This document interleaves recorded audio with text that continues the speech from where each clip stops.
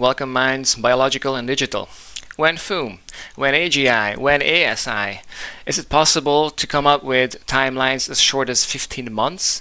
What are the arguments for and against short timelines? And also, let's define the singularity, superintelligence, AGI, and much more. Let's explore AGI timelines in 4 parts. Part 1 is definitions of AGI and superintelligence. Part 2 and 3 are a list of reasons for AGI soon and AGI later, respectively. For every argument, I give 3 numbers: the impact or weight, the probability, and a final score. The impact quantifies by how much AGI timelines could be impacted by that argument. An impact of 2 or 3 means a couple of months, while impacts 5 and above could mean AGI sooner by a year or more. The probability captures how likely that argument it is to play a role, or how likely it is to matter. The score is just the impact and the probability multiplied. It basically means how strong that argument is. In part 4, I will use the sum of those scores for short and long timelines to actually put a number on when AGI and when ASI.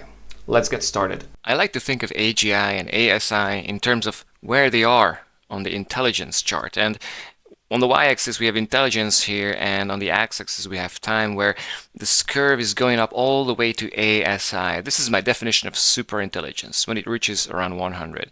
But crucially, AGI, it's a harder one to define because to me it has 3 flavors: soft, hard, and sharp. And depending on where exactly you are, it's between this line here, which is the tipping point, and here the takeoff. To me, soft AGI is somewhere around here, and we may have reached it already. To me, I define it by AI that's doing half of AI research, and that's also crucially the point where AI progress could go super linear. Now, my hard definition of AGI is when this curve indeed gets twice as steep as it was in the linear regime. And my sharp AGI definition, that's when we're crossing over to segment 3, to exponentiality. And it's anyone's guess how long it's going to take between reaching that regime and ASI, but it's in the weeks or months. AGI and ASI, they are different in the level of consciousness that they exhibit. I have this 7-level ladder, if you will, of consciousness, and it starts with a Python script and its bucket calculator. Now, level 2, we got some consciousness. It's Bitcoin, ChatGPT, or Google search. And it's only at level 3, AGI, that we get to something like a human level consciousness with like superhuman scientific achievements. We could solve climate change, we could cure cancer, and we could end poverty, and it'd be amazing. And at level 4, that's another one of those technologies that we could develop with AGI. It's a cybersecurity expert. And when that goes way superhuman, then it could theoretically overtake everything that's connected to the internet and basically give you the key to everyone's phone. And there'll be something like, the superpower if someone could control it. ASI, on the other hand, would be something that is a rogue. It's autonomous. ASI is its own mind and it's alive. And I define aliveness by its ability to be able to clone himself and run himself on different hardware. And it would need some of that super hacker ability to be free, to be able to survive in the matrix. Level 6 and level 7, that's the divine territory. Already by level 5, we will have lost the plot completely as to what it's doing and how. Better non-public models is the difference between the ChatGPT that you are using and the one that Sam Altman is using. They are at the frontier of research and they have way better models that they've already developed, but they need a lot of time to test it and to do security on it. So basically, it's the difference between having the intelligence explosion start a couple of months earlier or later because of how far ahead they already are at these leading AI labs. And it's anyone's guess. I guess it's somewhere between 3 and 12 months, but it's the difference between the intelligence explosion already having started or starting only later. The difference between your ChatGPT and Sam Altman's is the same as between a Mercedes-Benz that you can buy or the one that's racing at a Formula One race. One is the product of the best engineering that they could possibly come up with, and the other one is just a consumer product. Geopolitical incentives.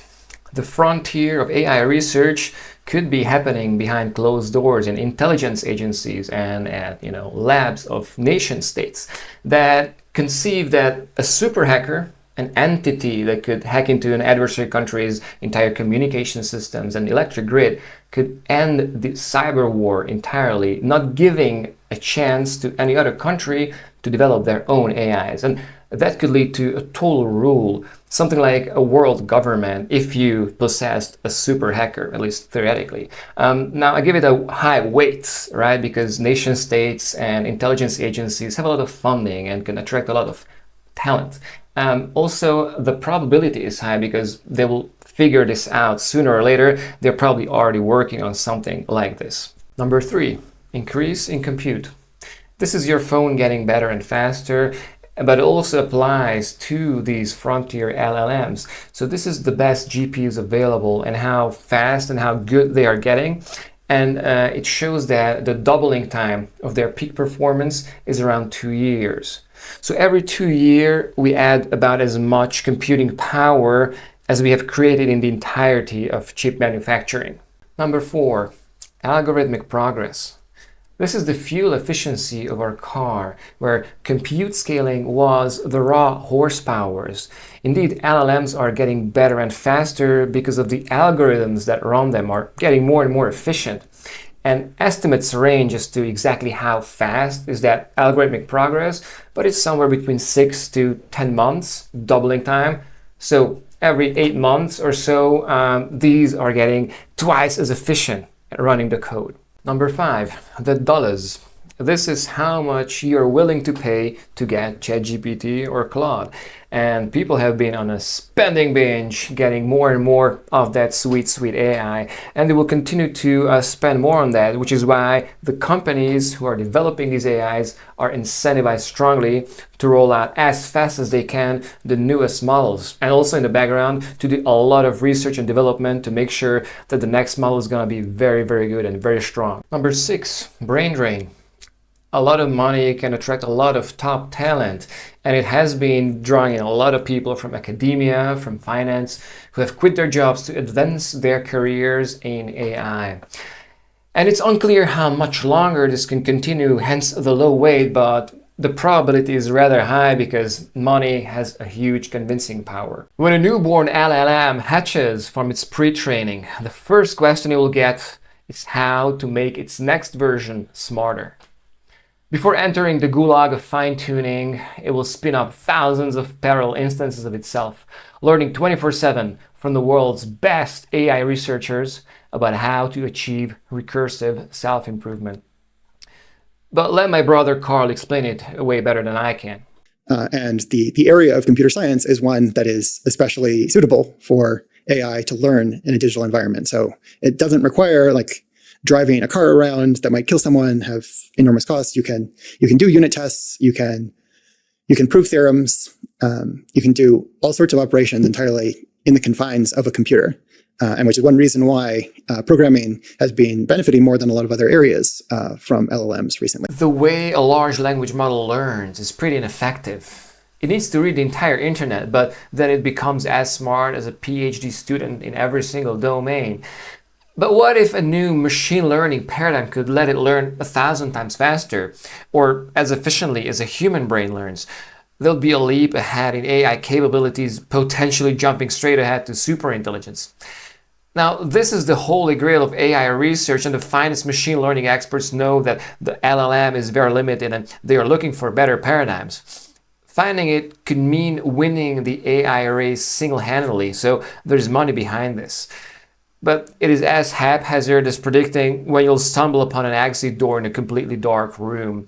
This is one of those low probability game changers like inventing special relativity. Another wild card, speedrunning the intelligence explosion in your garage.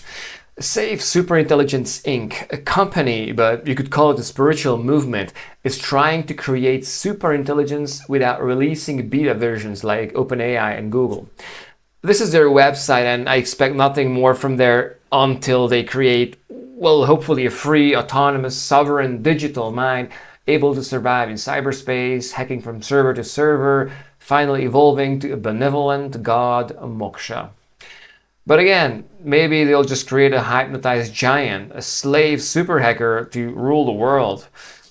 I bet that they are the good guys, and safe Superintelligence Inc. is my biggest hope for the future. If they are first to superintelligence, then the odds of that awakened God becoming benign and loving of humanity is greatly increased compared to the scenario where superintelligence emerges from the Russian intelligence agency's super hacker project. I desperately hope that my low probability of this success will be proven wrong. After all, they may have the best minds, including Ilya Sutskever. Unhubbling is a concept I stole from Leopold Aschenbrenner, who made this chart where he compares progress made in unhubbling to progress in compute and algorithmic progress. What he includes in unhubbling are reinforcement learning with human feedback, chain of thought, scaffolding, tool use like web browsing and running code, context length, and post-training improvements. You gotta think of unhubbling like algorithmic progress. It is how much performance we manage to squeeze out of our models by making them think more efficiently. It's like tuning an instrument. You're adjusting strings on a guitar for clearer sound without changing the guitar itself, or removing unnecessary weight from a race car to improve its speed and handling. And now, let's study some arguments for longer timelines to AGI. Let's push back FOOM a couple of months. Will the slope of AI progress flatten out? The assumption that the next model is just going to be better if we make it bigger has been a good rule of thumb since the invention of the transformer. Will this trend hold forever, or will it break down? Maybe the next model won't surpass our expectations, even if every LLM surprised us to the upside so far. It would be a high-impact roadblock, pushing AGI timelines back by multiple months, possibly even a year. I gave it a conservative, relatively high probability of 4, even though my gut feeling and that of leading AI researchers is that scaling laws are fundamental to the transformer architecture, which LLMs are based on. Number 2, regulatory restrictions. If your government decides that AI is too dangerous and should be slowed down, it could indeed push back timelines to AGI by several months. This applies only to the US government though, because California leads the AI race with somewhere between 3 to 12 months lead compared to China and Russia and all the rest. It is a medium impact argument for longer timelines because the US won't want to give up its lead just to make sure that the coming superintelligence will not kill us all, but it could force the leading AI labs to take security and alignment a little more seriously, only affecting their lead by a couple of weeks or months. I gave it a probability of 5 because we know that some regulation is coming. It's just unclear how those rules could be enforced. AI winter. One of the fuel pumps of AI research and development is money. If it dries up, the speed and quality of the research could stall or decrease. This only applies to public corporations, though, as intelligence agencies, they don't depend on AI hype cycles and cheap credit. If the frontier of deep learning is advanced in those secret labs, the AI winter argument goes to 0, hence the low probability and the low impact. AI is getting more expensive. The exponential increase in resources required to develop, train, and run more advanced AI models could reach unsustainable levels. We know that they are getting more expensive. It just takes more flops to train a bigger model with more parameters and more data, and the trend is exponential, hence the probability of 8. But the reason I gave it an impact of only 2 is that compute is getting exponentially cheaper. Also, the output of these higher quality answers will be worth more. They will justify the costs. For example, high quality legal and financial advice, science and technology research, cybersecurity expertise, and military edge could be worth way more than the increase in price of training and running newer AIs. Google, Anthropic, and OpenAI know that they can only generate revenue as long as they control their AIs. They should also know that at least potentially creating AGI and superhuman models could result in a rogue AI or AI takeover, which could potentially end humanity, including them. So this is a self-preservation argument. It is in their own interest to not create an AI Satan. That's why they will do alignment. And for the most part, frontier AI labs hope, and they claim they know, that AI is far smarter than us, will be controllable indefinitely. Probability is 7 because they know Foom is dangerous, but ridiculously low weight because this is an arms race. This is what Ilya saw, the inevitability of Foom. If they don't let the genie out of the bottle, maybe the Russian or Chinese intelligence agencies will. So they'll roll the dice every single time. Nationalization of AI labs. You know who's sitting on OpenAI's board of directors? Paul Nakasone served as commander of US Cyber Command, one of the 11 branches of the US military. He was director of the NSA and also chief of Central Security Service from 2018 to 2024. Aside from sitting on OpenAI's board, Nakasone will also be a key member of OpenAI's Safety and Security Committee. The foremost US spy is basically one of the directors of OpenAI. So basically, OpenAI is already nationalized to a degree. Other labs must be similarly intertwined with intelligence agencies, just like Leopold Aschenbrenner predicted. This is a low-impact argument for later AGI, though, because I don't see the NSA slowing OpenAI down. If anything, they might get extra funding and talent in exchange for sharing weights and research secrets. If I'm honest, though, I give this argument an impact of -3. And so the moment has come. 10 reasons for shorter timelines and 6 reasons for longer ones. But who's the winner? For shorter timelines, AGI coming soon, we have 265 points.